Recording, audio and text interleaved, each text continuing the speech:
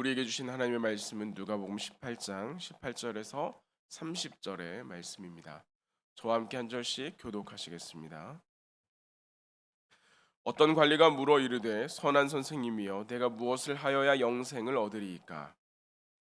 예수께서 이르시되 내가 어찌하여 나를 선하다 일컫느냐? 하나님 한 분 외에는 선한 이가 없느니라.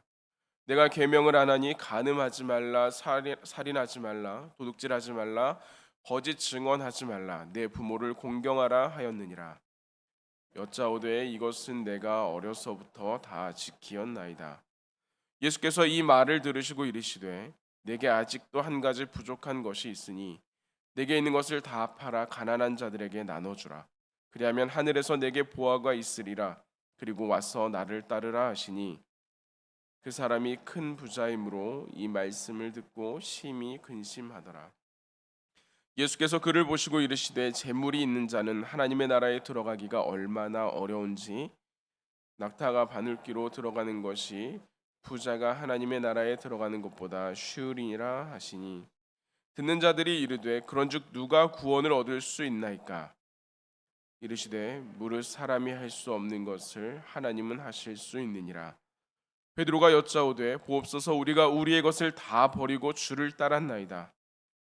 이르시되 내가 진실로 너희에게 이르노니 하나님의 나라를 위하여 집이나 아내나 형제나 부모나 자녀를 버린 자는 함께 읽겠습니다. 현세의 여러 배를 받고 내세의 영생을 받지 못할 자가 없느니라 하시니라. 아멘. 설교를 하다 보면 설교에는 여러 이해를 돕는 예화들이 들어가기 마련인데요. 그 중에서도 톨스토이의 단편집 사람은 무엇으로 사는가 이 예화는 굉장히 많이 자주 인용되는 그런 책 중에 하나입니다. 그 내용을 잠깐 나누게 되면 하늘에 있는 천사가 하나님의 말씀을 어겨 이 땅 가운데 내려와서 인간의 삶 가운데 가장 중요한 세 가지 질문에 대한 답을 얻고 돌아가야 하는 것이죠. 그 질문 세 가지는 무엇이냐면 사람의 마음에는 무엇이 있는가라고 하는 것, 그리고 사람은 내일에 대한 것을 알 수 있는 지혜가 있는가? 세 번째는 그렇다면 이 사람은 무엇으로 살아가는가라고 하는 질문입니다. 이 천사가 세상을 다니면서 여러 가지를 보게 되는데 사람의 마음 가운데 무엇이 있는가? 그것은 하나님의 사랑이 그 안에 있다라고 하는 것을 발견합니다. 하지만 반면에 사람에게는 내일을 알 수 있는 지혜가 있는가? 아니요, 이것은 알 수 없다. 그래서 사람은 헛된 것을 위해서 오늘도 수고하게 된다라고 하는 것을 말합니다. 세 번째, 그러면 사람은 무엇으로 살아가는가? 사랑으로 살아간다. 하나님으로부터 파생된 그 사랑이 사람과 사람 사이에서 사랑으로, 또한 그 사랑이 사람에게 동력원이 되어 사람을 살게 한다라는 것을 이야기하죠. 여기에 나와 있는 여러 가지 포인트들이 있고 여기에 대한 우리의 느끼는 점들이 각기 다르지만 오늘의 말씀 가운데서 우리는 두 번째 질문에 조금 주목해 보려고 합니다. 사람에게는 미래를 내다보는 지혜가 없다라고 하는 것입니다. 다시 말하면 사람은 늘 내일 나는 어떻게 될 것인가 라고 하는 그 질문 가운데 살아간다라고 하는 것입니다. 그렇지 않다면 그저 오늘을 내 마음에 즐겁게 살아가는 것으로 그치고 말 것인데, 사람에게는 늘 내일 나는 어떻게 될 것인가, 내일 우리의 자녀는 어떻게 될 것인가, 시간을 두고 우리의 앞으로의 일들은 어떻게 진행이 될 것인가에 대한 많은 관심 그리고 불확실성 가운데 있기 때문에 이것을 해결하기 위해서 사람들은 오늘도 노력하면서 나에게 안정감을 주는 것, 이것이 있으면 나는 내일 괜찮을 거야 라고 생각하는 것들을 향해 몰두하게 된다는 것입니다. 그것을 소유하고 싶어하고 그것이 무엇인지를 찾고 싶어하고 더 많이 가지고 싶어합니다. 또한 그동안 내가 쌓아왔던 것들, 나는 이런 사람이었어 라고 하는 것으로 나를 증명해 내려고 합니다. 나는 이런 사람도 알고 저런 사람도 알아 라고 하는 이런 관계성으로 나의 미래를 담보받고 싶어 합니다.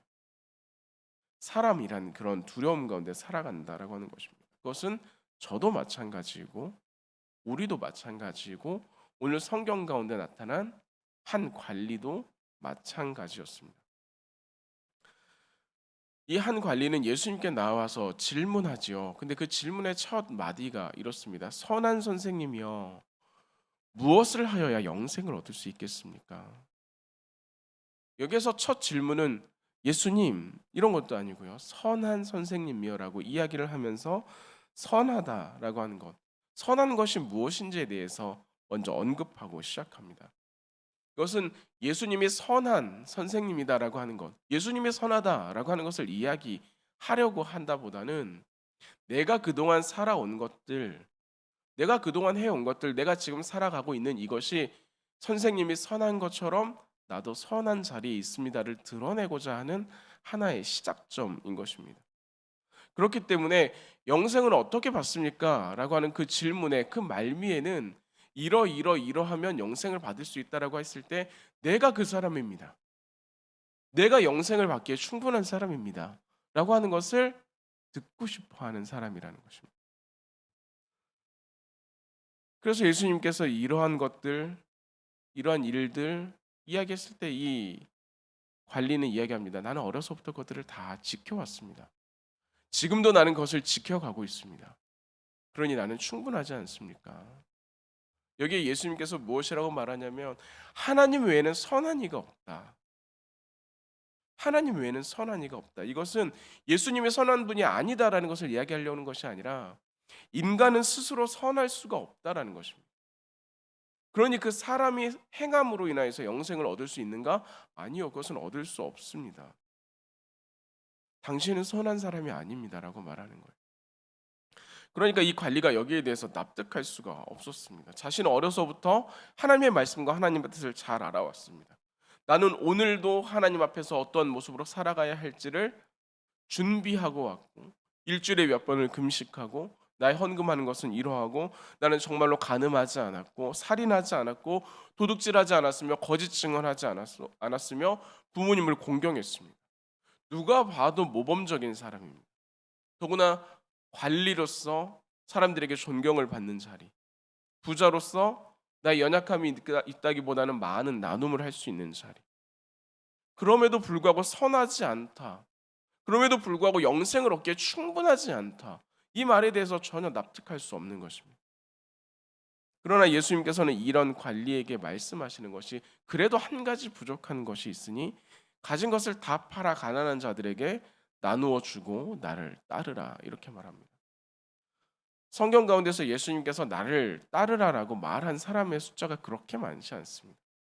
12 제자들 거기에서 조금 더 될런지 그 중에 한 사람이 이 관리였던 것입니다. 나를 따르라.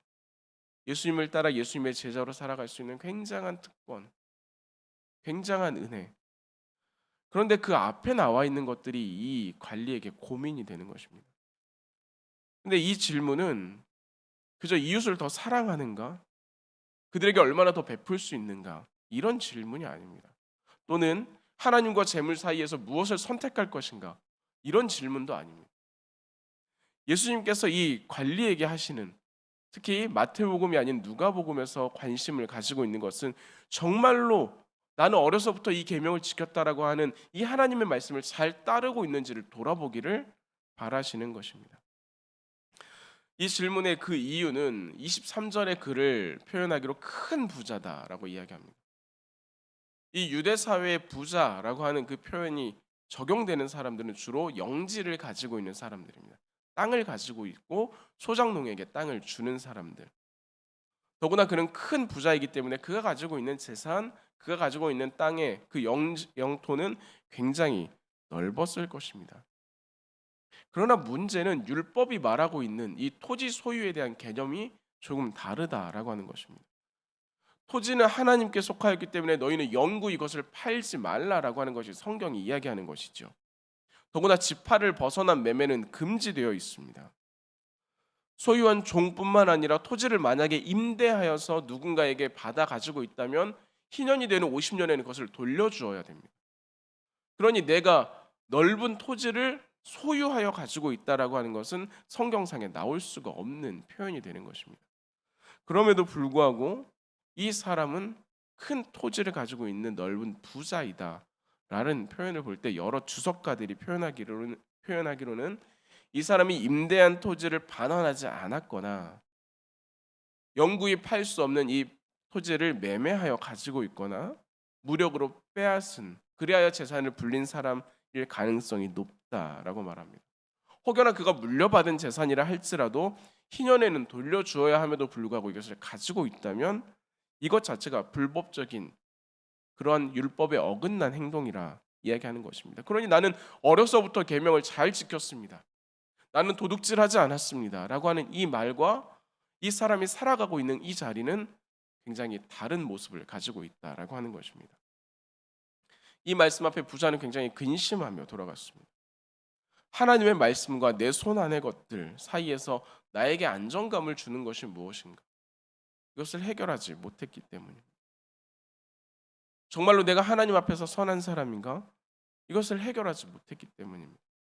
나는 괜찮다라고 여겼음에도 불구하고 그렇지 않을 수 있다라고 하는 것을 발견하기 때문입니다. 이 말씀이 지금 우리에게 의미가 되고 오늘 우리가 함께 나누는 것은 우리 역시 이 부자와 같이 생각할 때가 많이 있다라고 하는 것입니다. 내가 보기에 좋은 것이 내가 보기에 옳은 대로 살아가면서 그것이 마냥 하나님의 뜻과 같다.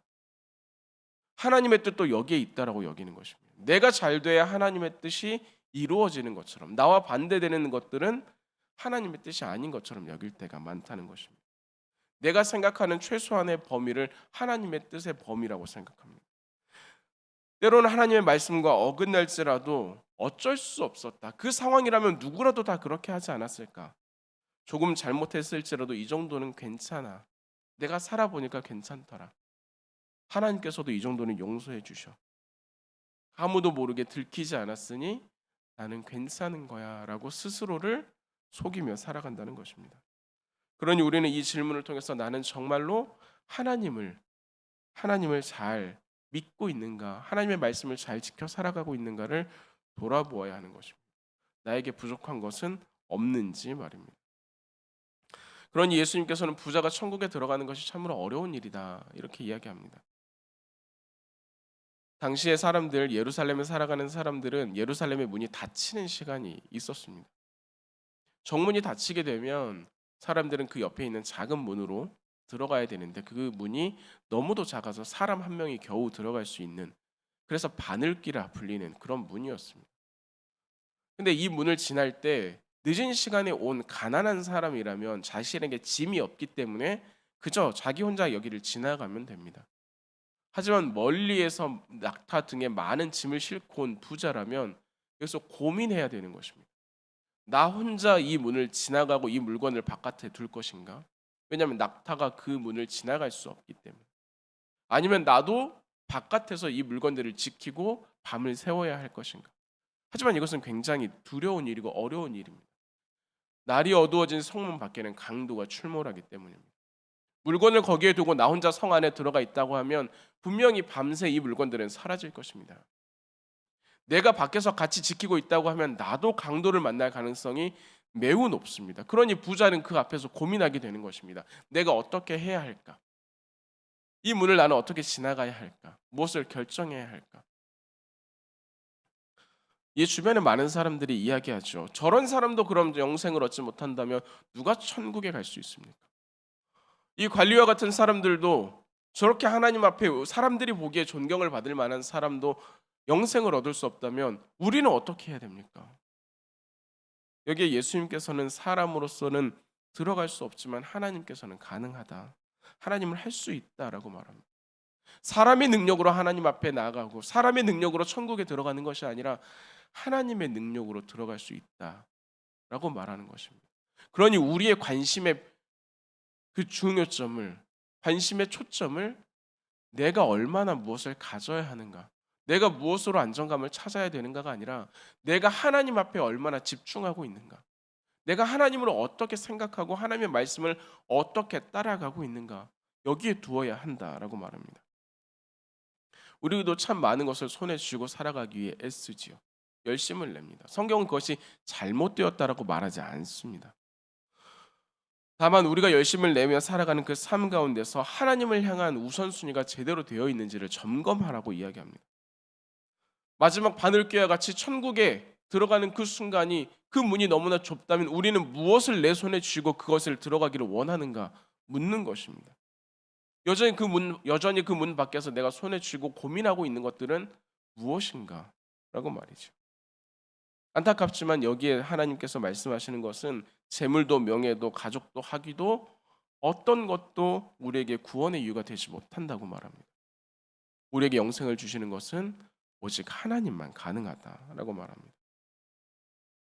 이런 이야기들의 말미에 예수님의 제자 베드로가 이야기하죠. 우리는 우리의 모든 것을 버리고 주님을 따랐습니다. 우리는 배와 그물도 버려두고 우리의 생업에 관련된 모든 것들을 버려두고 수십 년 동안 내가 이 일에 종사했지만 주님만을 믿고 주님만을 따르기 위해 우리는 이 자리에 나왔습니다라고 말합니다. 그러한 그들에게 예수님께서는 다시 한번 반문하시지요. 너희는 정말로 하나님의 뜻을 따라 하나님의 나라를 위해서 살아가고 있는가? 이것은 무슨 말인가 하니 예루살렘에 올라가는 그 예수님을 따라서 제자들은 그 길가에 서서 누가 높은 자인가 이것을 두고 싸우지 않았습니까? 예수님께서 십자가에 달려 돌아가실 때 그 옆에는 한 사람의 제자도 없지 않았습니까? 그러니 제자들이 지금 예수님을 따라 살아가는 것이 어쩌면 모든 것을 버리고 예수님을 따라가는 것이 아니라 이것보다 나아서 예수님을 따라가는 것일 수 있다는 것입니다. 내가 보기에 예수님을 따라 살아가는 것이 내가 그동안 살아가는 것보다 조금 더 품이 있어 보이고 가치 있어 보이고 좋아 보여서 따라가는 것일 수 있다는 것입니다. 그러니 십자가에 달리는 그 자리에서는 내가 생각한 가치와 다를 수 있음을 이들은 알아야 한다는 것입니다. 예수님께서는 이것을 이야기하고 계시죠. 그리고 동시에 제자들에게 예수님께서는 하나님을 우선순위로 살아가는 자는 그렇다면 다른 것들은 다 버려야 됩니까? 다른 것들은 다 나와 상관없이 살아가야 됩니까? 이것이 아니라 현세 여러 배를 받음을 약속하시면서 하나님으로 인하여서 그것에 미치는 긍정적인 은혜를 이야기합니다. 나의 가족과 나의 자녀와 내가 살아가는 그 모든 것들보다 하나님을 우선하여 살아갈 때 그 하나님의 은혜가 이 다른 것들에도 미친다라고 하는 것입니다. 여기에 우리가 잘 아는 구절이 있지요. 먼저 그의 나라와 그의 의를 구하라. 그러면 하나님께서 이 나머지를 채워가시는 것입니다. 들의 백합화를 보라, 하늘의 새를 보라. 오직 하나님을 예배하고 하나님께 나아오는 자, 그 하나님 안에 있는 자에게 주시는 하나님의 은혜를 누리게 될 거야라고 말하는 것입니다. 우리는 어떠한 마음으로 하나님 앞에 나아오고 있습니까? 예배 자리에 앉아 있는 우리는 분명히 하나님의 은혜의 자리에 있는 것이 맞습니다. 다만 이 생각이 오해가 되지 않기 위해서 우리는 날마다 우리의 마음을 점검해야 합니다. 날마다 내가 우선순위로 쥐고 있는 내 손에 든 것이 무엇인지를 확인해야 됩니다. 정말로 내가 하나님을 최우선으로 예배하며 살아가는 하나님의 사람인가? 아니면 다른 것이 아닌 이것이 더 좋아 보여 붙들고 있는 것인가? 아니면 다른 것들과 함께 여러 가지를 바리바리 싸들고 예루살렘 성문 앞에 서 있는 것은 아닌지 말입니다. 오직 하나님, 그 하나님 안에서 우리가 온전히 서게 되는 줄 믿습니다. 그러니 오늘도 그 하나님을 붙들어 살아가십시오. 내가 염려하는 그 자리 가운데 하나님께서 분명히 함께 하시고 하나님의 일하심과 하나님의 은혜로 우리를 붙들어 주심을 약속하십니다. 그 은혜와 그 약속이 우리와 우리의 기도와 우리의 자녀와 우리의 가정 가운데 우리의 직장과 우리가 살아가는 모든 삶의 자리 가운데 온전히 나타나고 경험되기를 주님의 이름으로 기원합니다.